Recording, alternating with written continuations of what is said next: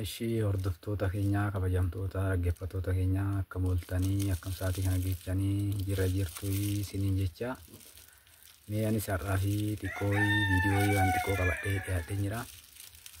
Innis maal yoo jettan haadha miliyoon jechuudha. Guyyaa kaleessaa magaalaa deemeen ture tanaan haala ulfaatina kiyyaa laalee tananii kiiloo 35 jedhaani.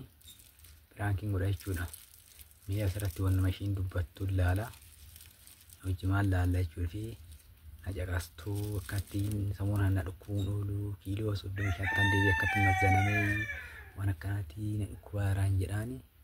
Mee maal akka ishiin dubbattu walumaan laallaa turtii gaarii hojumaan isiniin jedha. Ishiinis kaameraa kana dhossaadhaan naannoo jechaadha. Akkuma ishii samuun biraan kina goote jechuudha.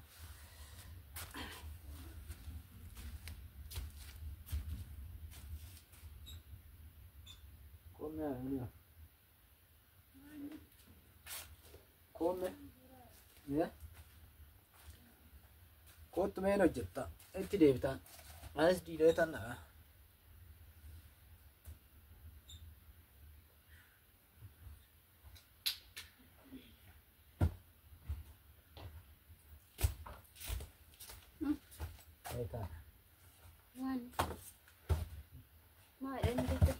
Maalitii ati hojii irra jirta jenna. Anis naka amma kaleessa jechuudha. Kaleessa gizeen kun lafa bilbilamee deeme sani achi gara magaalaa bu'ee tanani achi qaama namaa sanis geechuu dhaqee geechinaan immoo makiinaa wayii akka carraa minaa wayii fe'ee jira. Minaan kana buusanii magaazana wayiitti. Humnaan immoo ijoollee ta'uu nan beekaa ijoollee kana dubbisuu itti goree naananii minaan kanarraa buusanii yaadumaan ka'eetoo miizanni hin jira miizana kana meeqa ulfaatina kiyyaa waan baranaa immoo ofillee ilaallee hidhee tanan miizana kana kora miizana kana dhugaan koro maar kiiloo akka malee dabale meeqa taate akka malee dabalee ani galgalallee akkuma dhufee bakka na geessitaniin itti himuu harkallee akkasatti oduman kana nu hedduun amma kun sa'aatii kanaan geessitti himuu dha. Sina teechistere alatti naasufnu kun. Alatti naasufnu. Jechuun ni naasufna. Aduu keessa ta'e kanaan isa kaleechaan maal akka ta'e meeqa kiiloo 35 ta'e jetta. Gurbaasuu taganatta. Kiiloo 35. Kana sobda. Dhuguma kiiloo 35 maal ijoollee maal jechuudha kiiloo 35. Kiiloo 35. Kiiloo 35 hin caala. An duraan amsara godhee tan amsara mazanamaan ture. Miizaan likkiidha. Uumaa likkiina minaa kun amma ittiin mazanne. Naan jedhanii agani achi qaaneeti illee nan deemanii dhugaatee natti ulfaate beekta. Kiiloo 35 irra deebi'ee lakka kana kan beeku miizaan masoo kanatti fakkaata. Lakki miizaan kallattii minaa makiinaa tokko ittiin mazanasiin jiru. Maal jechuudha kiiloo 35 jechuun? Naannoo agaruu deemee maal akka ta'e. Sirquwamoo duraan. Ani beeku maal akka ta'e yoo ani akka malee shakkaa raayyaan manu. Maaliif of shakkite? Maan beeku maal ta'e kiiloo 35 ta'a. Sababa mucaa keetiiti kan mucaan keetamu 35 ol ta'uu hin oolu. Darabbiisi isaanii kana maal akka ta'e beeku ani na dhukkusamu naana. Har'aa immoo achirraa hubate qannasiin naan jedhame kan kadeechaa 35. Kiiloo 35. Kiiloo 35 madaabara mataa akkamiin ta'a naamsaa. Ani mee kiiloo yaa rabbi anas caalaa jechuudha. Kiiloo meeqa? 55. 55. Kiyyadi 35 sin jedha. Abboo kana soba dhugaa waaqa. Maate jaree kana jedhan maal akkamitti namni kiiloo 35 namni guddaan dhaabbatee de. Maal ta'e sittan een gargaara illee bakka ani amma kinimu oo waan jetta eetana. Tiishe kun. Ara kun soba hootu. Maal jechuudha? Maaloo miizanni kun miizana sittan agarsiisa guyyaa gaafa qani. Wakkatti manzana isaan. Maa akkamitti jettee deemtare kiiloo 35. Ani kun irra dhaabadhe akkanatti irra dhaabadhe to miizana irraan aamsaa irra godhe dura aamsaa akkatti irra godheeni. Kiiloo 35 jechuun mee daa'imnu jechuudha. Amma mucaan kee kun odoo mazaname kiiloo 35 numa 20 ol garuu hin ta'a 25 28 akkas hin ta'a jechuudha. Kiyya maali dhamaree amma. Maalin beekaree dura si dhukkubee jiraate maanti min gizeedha. Ani uuma mazanamuu dhaqe tanaan dura hin dhanneen. Erga akkas ta'e kaleessa maanatti himtee too har'a gadi buune miti maaliif amma natti himta duratti maal? Ani amma oduu deemnee jiraate hojii kana fixee oduu deemnee jechaadha. Adeecha sitti muuni qaaneetuma itti dhiisan. Akkamitti qaanofta silaa odoo kaleessa natti himtee har'a buune miti har'a kana erga buune achumaan mazzanamtee achumaan mana yaalallee si barbaachise mana yaalaa dhattee silaa achirraa yaalamtaa yookaan waan manni yaalaa godhaan hin jedhe goona. Maal jechuudha si jammara akkamitti jettee deemtaati kiiloo 35.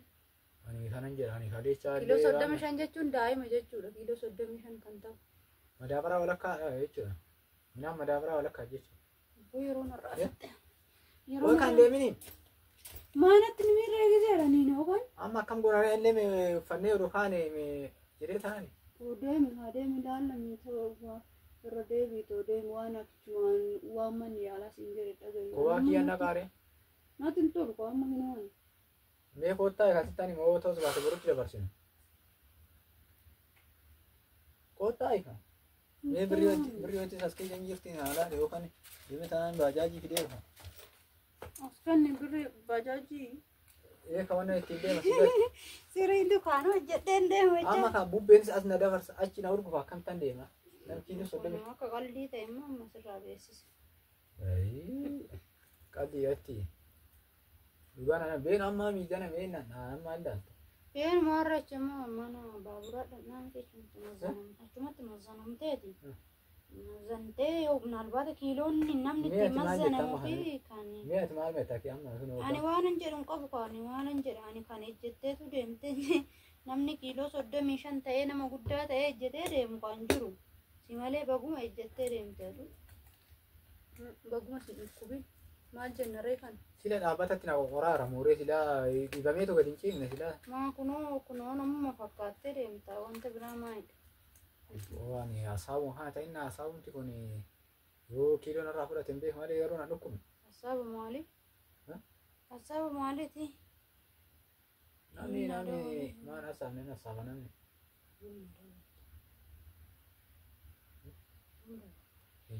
Sika.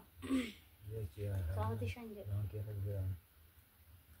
Maali mee dura gadi buune miti gadi buune sila amma sila laali gadi buune dhufne achumaanii ani kaleessa akkanan ta'e garuu amanuu hin dandeenye.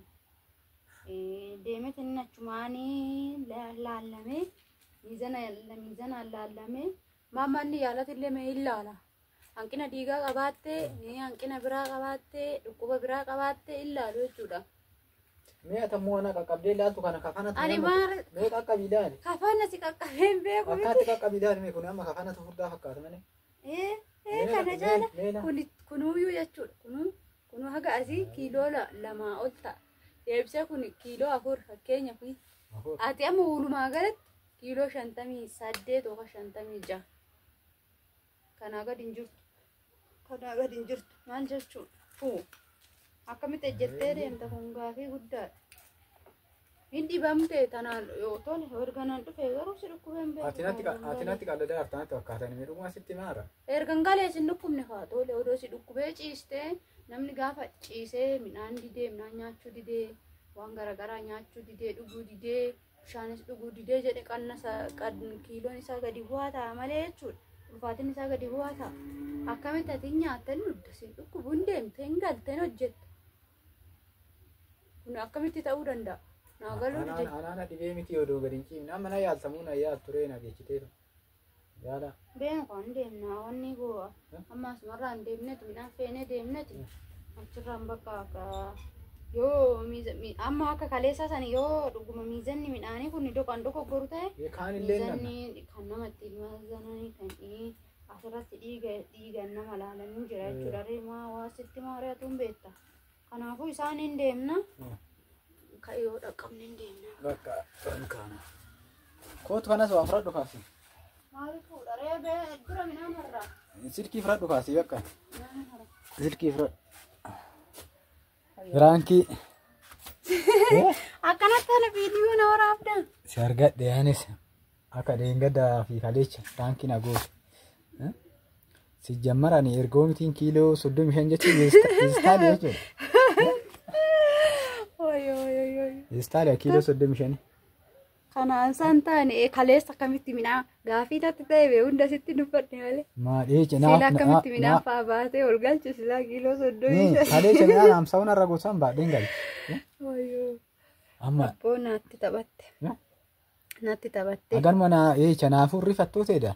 Tole rifadhee maaliin kara furmaatatti hin deema.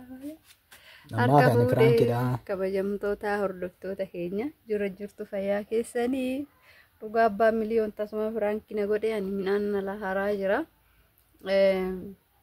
Dhugaa dubbachuuf rifadheetuma waan dubbadhu wallaaleetuma manuma yaalaa san dhanna jedheetuma simmi jedhe xiqqoo sammuu isaarree jeequu hin barbaanne fakkeenyaaf tarii wanti kun gaafa dhugaa ta'e sammuu nama kanaa eeguun dirqama waan jedhu wayii sammuu koo keessa dhufe. Beenu bakka deemnee laallamna miizanni sobuun oolu kan hin jedheeniif kanaafi maaliif akkamitti akkana taate ati maalidha si dhukkubee osoo lolee tarii namni kun hundee osoo kana caalallee dhibame naan jechuudha baay'ee tokko yaade jechuudha keessa kiyyatti isinitti himuu hin danda'u garuu jechuudha biraan kidawaa inni akkasii siin jedha. Waan dhaggeeffattanii keenya horaa bulaayii waan galatoomadha isiniin jenna. Ishii bichaan na rifachiisa guyyaa hunda.